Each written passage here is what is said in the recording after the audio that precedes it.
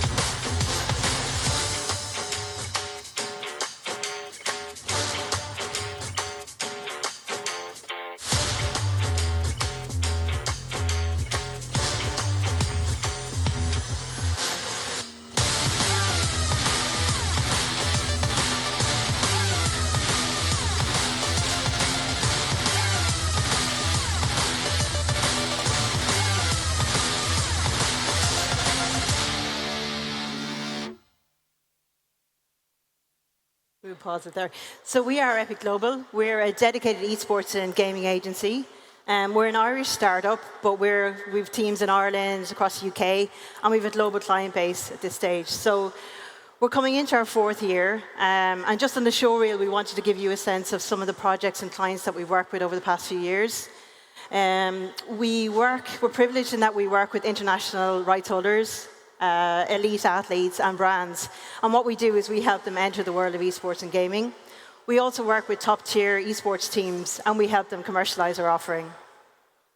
Great. So in terms of the services that we offer, a lot of the work we do is kind of esports and gaming consultancy. So I think first and foremost, that's educating a variety of businesses on what the difference between esports and gaming is.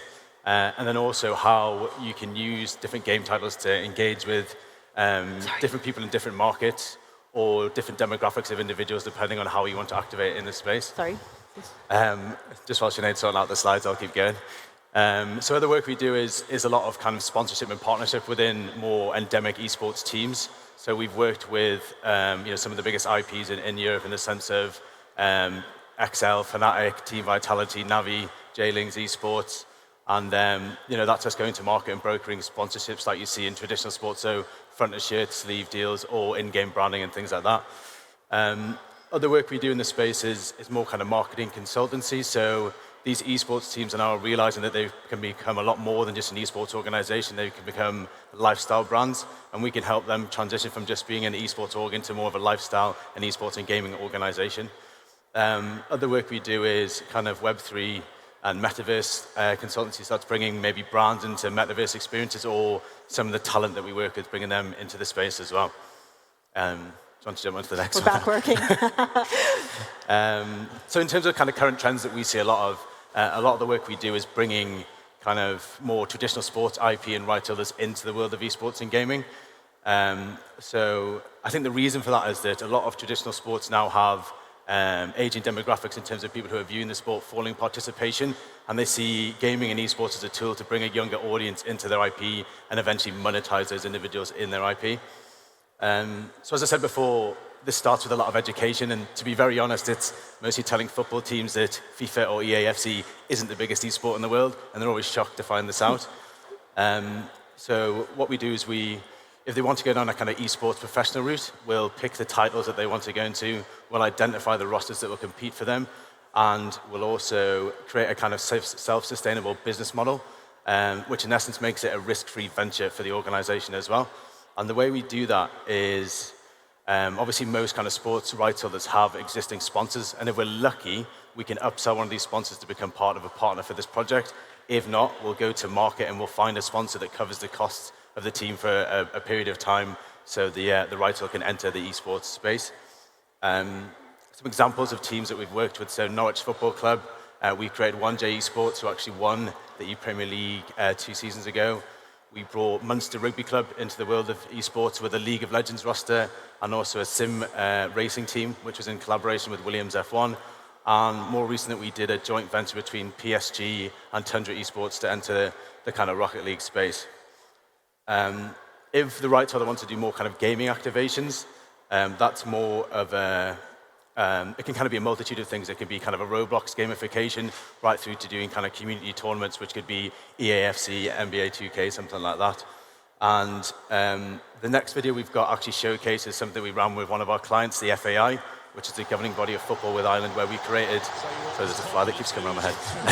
We created the E-League of Ireland, which was a digital representation of the physical event of the E-League of Ireland. So this is the finals.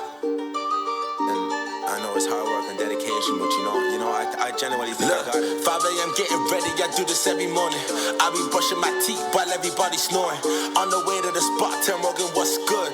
Hours and hours practicing on my left foot. Straight after that, I be dribbling through the cones. I'm putting strain on my feet, I feel the pain in my bones. Don't care about the heat, turn the light in the snow. I'm gonna be at the top, I feel it all in my soul. Headphones in to get me right in my zone. I'm trainable 1-to-1 and I'm doing it on my own. I'm never giving it up, I'm never letting it go. Ain't no kind of defender that can stop me from getting goals. It's that right foot, left foot, top bins, crossbar. With hard work, I know I've become a big star. Really rocking the haters like Jesse Lingard. Oh snap, definitely on without street guard. I wanna play for my club, I can't see on my nation. On the way they go happen without determination. I'm working hard and I'm grinding out with the team. I'm gonna be at the top, this is my dream, So the next trend we wanted to touch on is the rise of athlete investors. So we're privileged in that we work with a number of elite sport and entertainment clients directly. And it's a very similar journey to the sports IP that Michael went through. So I suppose the benefit for these guys and girls is that they are gamers. So it's very easy for them to build audience, to create authentic content, and more importantly, to monetize as well. So I think everyone will know some household names here, but some of the clients we've worked with, Jesse Lingard's a great example. So Jesse has his own personal brand called J-Lings. And what we did over the past 3 years with him is we've extended that into esports. So we've created J-Lings Esports. J-Lings Esports MD Toby Wakefield is here, so he'd love to catch up with anyone and take you through the journey that they've planned, hopefully in Malta over the next few years. Virgil is another great example. So Virgil took a different route in that he partnered with a pre-existing esports team. So we aligned him with a UK team called Tundra Esports. He's joined them as a shareholder and ambassador, and they've started to leverage each other's audience. So it's great to see kind of the sport audience mix into esports and vice versa. So another trend that we've seen a lot is the kind of influence of kind of betting within esports. A lot of people would probably argue this isn't a new trend. However, when esports first opened up to betting as a sponsored opportunity, there was a huge influx of brands coming into the space, very much a kind of land grab. However, I would argue in the last few years that's definitely either plateaued or regressed. We saw big players like Betway come into the space, and now they've basically completely exited the space for the time being. And that was, I guess, that was until the kind of release of CS2. So obviously CSGO being probably the most played and most betted on esport there is, the new iteration CS2 has seen a huge influx of competitive tension of these betting brands coming back into the space and looking for sponsorships, with kind of main share exposure for the kind of top 20 teams within the space. I think this game release also kind of aligned quite well with a kind of change in legislation within traditional sports as well. So you're probably aware that Premier League football teams can no longer have betting brands on their front of shirts. La Liga teams can no longer have betting brands on the LEDs around the pitch. And that created, I think, more budget to bring in the space, which brought prices up and kind of keeps progressing that kind of competitive tension. And I certainly think this is a trend we'll see continue over the next year or 2 years. There's continuous rumors that Riot will open up League of Legends and Valorant to betting sponsors. I think once that happens, I think it's more of a when, not an if conversation. I think, again, we'll see a huge influx of kind of betting brands coming into the space. So, yeah, I'd say watch this space for sure. Brilliant. So the last area we wanted to touch on is, I suppose it's less of a trend, it's more of a brand explosion. I'll go back there. Yap spoke about this from ESL yesterday as well, and it's got to the stage where any brand that wants to target Gen Z and younger, they really need to have an esports and gaming strategy as part of their 2024 and beyond strategy. So I suppose a few new kind of categories that have opened up in esports this year is alcohol is a category that has Some of the titles have previously banned it, but they've kind of loosened controls this year. So you've seen brands like Ballantine's, they've partnered with an esports team, and they've kind of followed through as well in that they've created a product line. So they launched a whiskey branded bottle, branded in Dotoo skin. They launched it in the Asian market, and a limited edition sold out straight away.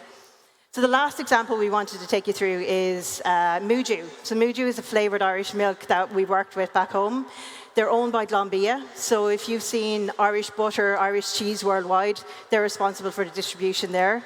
So Muju came to us in that they wanted to raise brand awareness with Irish gamers. It was very much dip their toes. Let's see how this year goes. So we've had huge success insofar as they have integrated esports and gaming into their strategy next year, and it's become a brand pillar for Muju now going forward.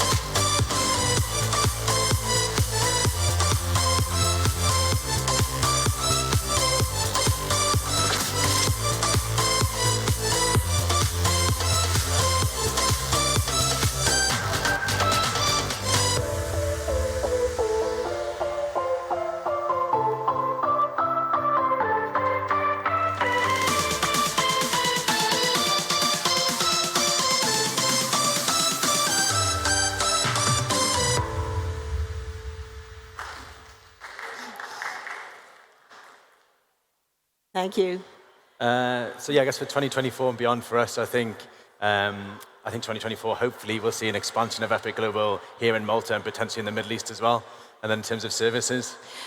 Yeah, so we're looking at adding additional services. So obviously Roblox, Fortnite are huge for brands. So we want to set up our own game development studio. We're exploring it in Malta and a few other regions. And then I think we're kind of looking at leaning into the esports talent. So there's a lot of incredible players. They don't have agents or representation, so we're going to kind of come in, I suppose, and follow the sports agent route and provide professional services for them as well. So, yeah, that's cool. it. Yeah. That's Buzz. Brilliant. Listen, thank you very much. I'd love to catch up and speak to anyone. Brilliant. Thank you. Thank you.